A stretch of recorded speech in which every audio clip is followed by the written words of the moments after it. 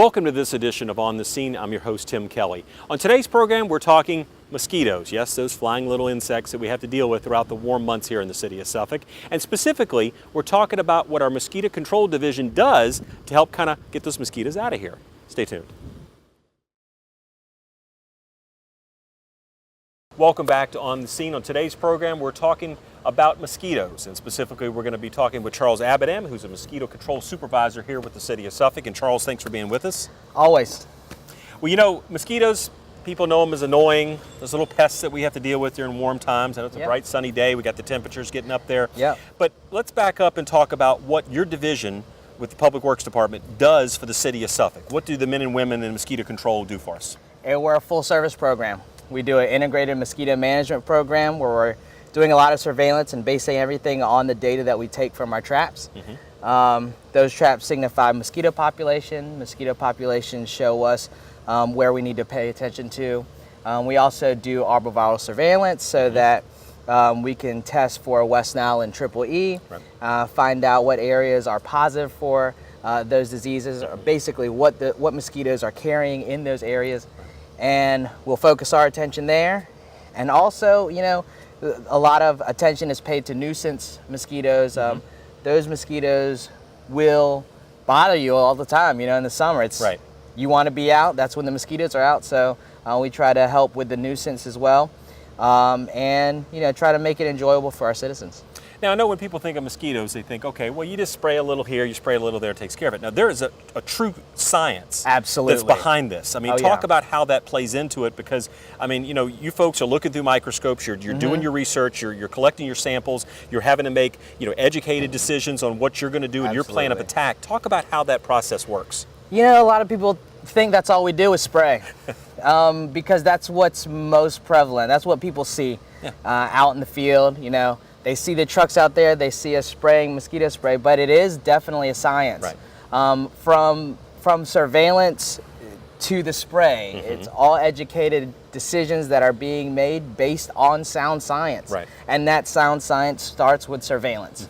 Our surveillance is every week in a lot of areas, and in those areas we can define what is actually going on. And then we take those mosquitoes that we catch in traps, and we take those traps and identify those mosquitoes. We take all the data that's necessary from that. You can get what species are there, how many mosquitoes are in that area.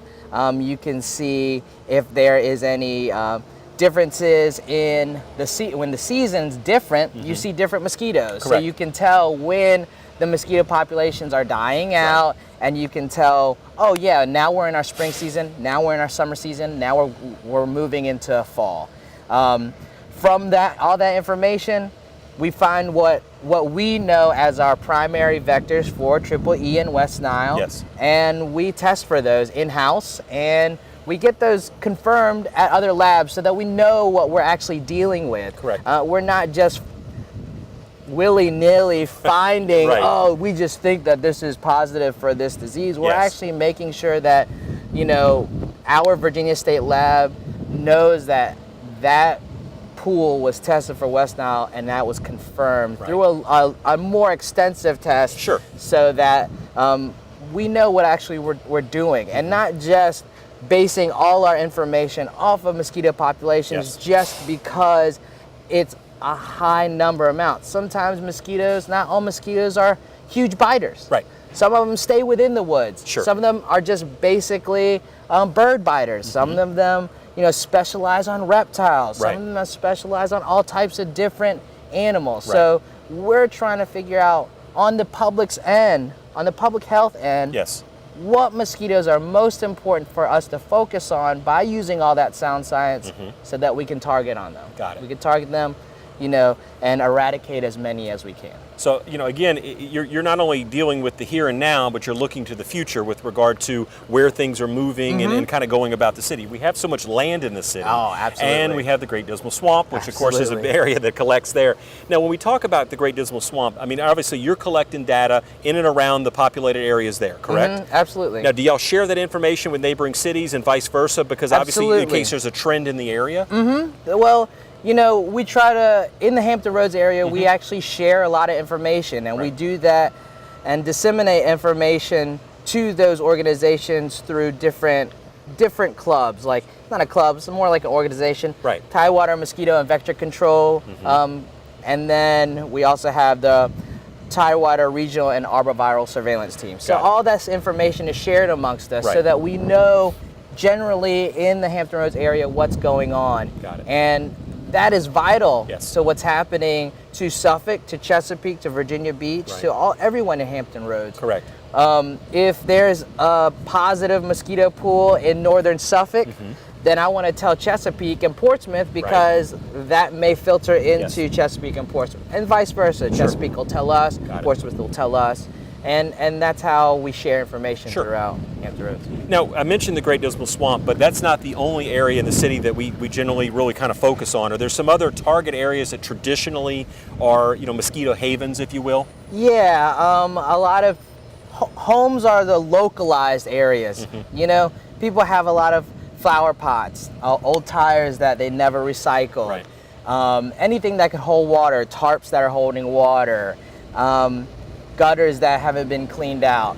Those are your artificial container species, basically your tiger mosquito, and their season is actually in midsummer towards the fall. So other areas are ditches throughout Suffolk. We have open ditches everywhere that are holding water. All the various swamps that we have throughout Suffolk, those are definitely mosquito havens. Yes. And they mimic everything that's in a swamp, because Suffolk was the Great Dismal Swamp at one point in time.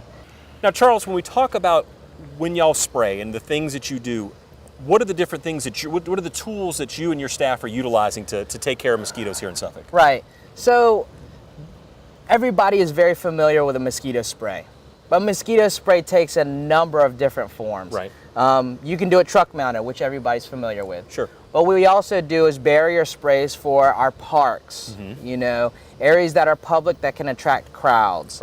So a barrier spray would be basically protect everybody. We would spray that along the wood line and would create a barrier for the mosquitoes to actually have to move through. And once they touch that barrier, they'll die. Got it. Also, what we do is larval applications. So when my technicians go out into the field and they do larval surveillance, they'll dip into those ditches or those swamps that are breeding, and they'll find mosquitoes. They'll apply granules or liquid larvicide so that we can kill mosquitoes in that state. It's actually much more efficient to kill them while they're in the water because they're all kind of populated in that area. It's hard to kill a flying mosquito, Other applications that we do would be a handheld adulticide. Instead of truck mounted, we can do it by handheld, and that's when we find areas that are very focal and we try to target those areas. Got it. Now, when we talk about the pesticides and things that you're using, again, like you noted, we see the truck might go through a neighborhood and spray there. Any things that we as citizens need to be aware of when your staff is out working and you're working in that area, as far as being around that or whatever, or just precautions that people should take? Just curious. I mean, you definitely shouldn't be walking behind the truck or riding your bike behind the truck. And the pesticides that we use now are EPA approved. They have to go through rigorous tests in order to be passed for mosquito control. They usually actually come from the agricultural side. So from there, they've gone through tests. Going into mosquito control, they've gone through several different tests. So it's EPA approved. If you want to read the label, you can, but it's definitely safe. Okay, good. It's a lot safer than a lot of the chemicals you have underneath your kitchen sink. I understand. So again, safety the factor, because we want to get rid of the mosquitoes and, so to speak, keep the people, so to speak. But what you've seen so far this season, I think we talked a little before we started. You said looking very normal right now. Yeah, and we're still very early on, though, right? Yeah, it's very early in the season.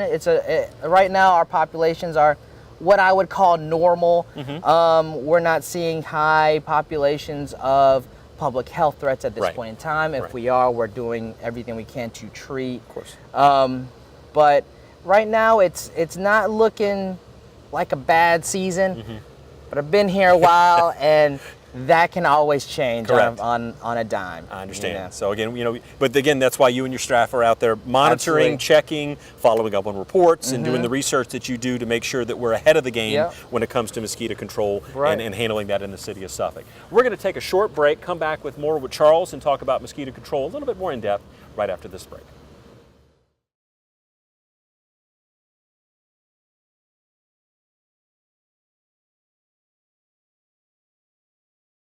Welcome back to On the Scene. We're joined again by Charles Abbadam, Mosquito Control Supervisor for the City of Suffolk.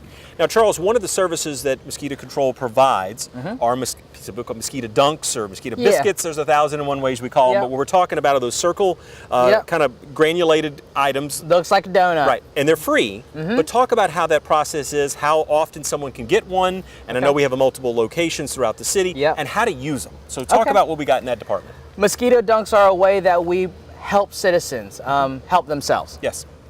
We provide that free service, so we set out Mosquito Dunks at our local fire stations and some other locations in the area, and you have that listed. And what those are is basically it's a larval application. You throw that in the water and the mosquitoes will feed on the bacteria that actually seep out from that mosquito dunk. One dunk will take care of 100 square feet. So it actually takes, it'll treat, 200 square feet for 2 dunks, and that's what you get. You get a 2 dunk package. You can go to your local fire station, give them your address, proper identification, sign off on it, and you get 2 per month. Per month, okay. And again, no charge for that, right? A package is 2. Right, correct. Package of 2 per month. Now, as far as using them, like you said, they need to go in water. So don't just chuck them out in the yard. No, and I've seen a lot of people, either they'll hang them on string on a tree, or they'll just throw it in the grass or the dirt. But they actually need to be activated with water. So you throw them in areas where mosquitoes could breed, and that's when the larvae would feed on them. Now, you talked earlier about tires and things that hold water, old bird baths and things that you're not really recycling. The water gets kind of stagnant, and those are prime breeding grounds for mosquitoes. Absolutely. Yeah, there's a lot of places that homeowners don't realize a mosquito will breed. And there's a lot of very small cryptic areas where mosquitoes will breed, and you won't really look for them. But you'll say, man, I'm getting bit. And that's when I get a call, when I'll get a service request. I'll get a call in, I'll put a service request in, a technician will go out, and hopefully they're finding those for you. And I've had a lot of good reports of my technicians lately. They've been going out and doing a lot of service requests. And it can be as simple as just a clogged gutter. Absolutely. Again, the water collects up there. It may evaporate over time, but maybe not fast enough where you can have some breeding going on. Correct? Absolutely. Now, as far as with contacting the Mosquito Control Division and say, for example, I have a problem in my neighborhood, or I have a problem around my home, and I need to contact someone. There's a couple different ways to do that, as you noted, to put in a service request, and certainly talk about how that works and how y'all respond to situations. Sure. There are a couple different ways to put in a service request. You can call us, 757-514-7608 or 7609. Just give us a call. We'll write down your information. If somebody needs to get back to you, we will do so. And usually it's a turnaround time of about a day or 2. So we'll get back to you within 2 business days. You can go online to the Mosquito Control website, and there is actually on the left-hand side, actually on the page, there is a big button that says service request. And that service request will go to a site where you can put your service request in. And that's a good way, and it's a good way to put a request in, but it's also a way that you can see what areas are going to be treated through adulticide. You can actually see what's been treated for the past week as well. So again, you can kind of monitor and see what's going on, what your folks are out there in the field doing, right? And you can email. There's several different emails out there that'll put you in contact with us, and you can call the city and get them in touch. Get in touch with us through them. And again, I mean, y'all truly a service division of the city. Absolutely. You're there to serve the public, as you noted, to prevent, not create, I should say, prevent public safety hazards that may come about. And when we talk about that, and sometimes we'll see media releases or information out there talking about Triple E or West Nile being found. Now, that doesn't mean there are cases of that. Right. It's just mean that they're finding that in the mosquito population, correct? Correct. How does that process work and your notifications go? Yeah, I think a lot of people get confused about that because a human case hasn't been found in Suffolk, Triple E or West Nile virus, so we've been very lucky. Yes. But when I do put out a lot of, when I do put out any, what are they called? Media releases. Yes. When I do put out media releases, it is mostly concerned with mosquito populations and the species that are the primary vectors for those diseases. Right. So saying that an area is Triple E positive means that an area was found with a mosquito pool that had the disease. Correct. So what we're doing is preventing those mosquitoes from biting humans or having that disease get into the human population. Right. And how we do that is through the application of adulticide or the application of larvicide and breaking that cycle. Now, I know when we generally talk about situations where you have mosquito population or mosquitoes found to be with Triple E or West Nile, there are also recommendations on what people can do with regard to their own activity. Absolutely. And again, if you talk about kind of the peak biting times, if you will, or when mosquitoes are kind of out and about doing their thing, which I know is something people need to consider. Sure, and this is the time of the year when people like to be outside. I mean, it's getting nice. Right. You can enjoy the outdoors, but the peak times are an hour before dusk and throughout the rest of the night, depending on the species. Right. Some mosquito species are very aggressive, but what you can do is try to use long sleeves, long pants or jeans. We know that's all difficult because it's the summer. Yes. And if you can use, if you're using loose, long, and light clothing, you want to use light colored clothing because mosquitoes aren't attracted to white colors. Right. As well as they're more attracted to darker colors, and using DEET based on the directions. Sure. So you need to read the label on the on your DEET container and try to use that correctly on yourself or on the clothing. Right. So again, a lot of good things going on here because again, you and your staff are out there trying to prevent these situations and address them as they pop up. Again, you also have great advice for people to take care of sort of their own situation to a slight degree. But again, you can step in and help as far as give some advice, or if there is a problem in an area, certainly you're going to come out there and try to address that issue, right? Yeah, absolutely. I mean, there are a lot of things, and other things that homeowners can do is check their home on a weekly basis. Right. The mosquito cycle and from egg to adult can be as small as 4 to 5 days. Normally it's 7. In increased humidity and increased environmental idyllic situations, they will hatch out faster. Yes. So if you check your home and know that your home is not breeding mosquitoes, you're going to help yourself, you're going to help your neighbor. You know, a lot of the times people will call in and say they have a mosquito problem, and it could be their neighbor. Correct. And that's a difficult situation to deal with, you know? Right. So we try to do what we can and spray neighborhoods as quickly as we can. And as you noted, you can go on your website and check out where the spraying is taking place or scheduled for. So again, you kind of know if it's coming to an area near you on a regular basis. But of course, obviously, individual situations y'all will address as they kind of come up, and as your staff can handle that, right? Absolutely. Homeowners, we're just trying to give homeowners the ability to take control themselves by putting service requests in, by giving us phone calls, and allowing them to maybe even use the website even in more depth so they have a little bit more control and see what's going on. Perfect. Well, Charles, thanks to you and your staff for everything you do, Appreciate it. keeping us safe and hopefully mosquito-free, and doing such a great job out there. And again, providing all the resources that you do so that people can communicate easily with you. Y'all can work back with them, the resources you have online. So again, a lot of great information, a lot of great services. So again, thanks to you and the folks from Mosquito Control. Thanks, Tim. All right, we appreciate it. That will do it for this edition of On the Scene. I'm your host, Tim Kelly. See you next time.